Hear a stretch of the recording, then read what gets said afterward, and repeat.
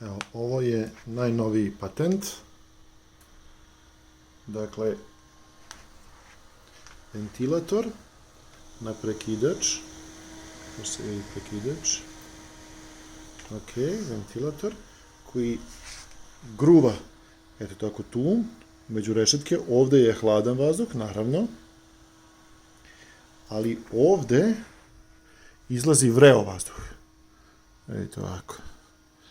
Dakle, ovde izlazi vreo vazduh, zato što ga gura kroz rešetke i tu je dole takođe, evo, ispod rešetke takođe je peć, jedna ploča peći i odavde izlazi vreo vazduh.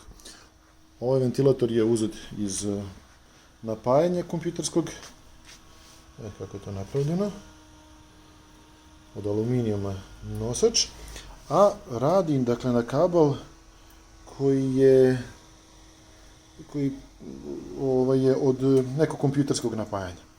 U osnovi, ovaj ventilator bi trebao da radi na 12 volti, međutim, nisam našao napajanje od 12 volti, već od 19 volti, tako da malo veća voltaža, što znači malo i brže vrti. Ako ga ne spalim, zbog velike voltaže, to će jako lepo raditi. Kad budem našao 12 volti napajanje, bit će još bolje, zato što će malo sporije vrteti, bit će malo rasterećen, a s druge strane će još topliji vazduh izlaziti, jer će imati vremena da se zagreje. Eto, to je patent.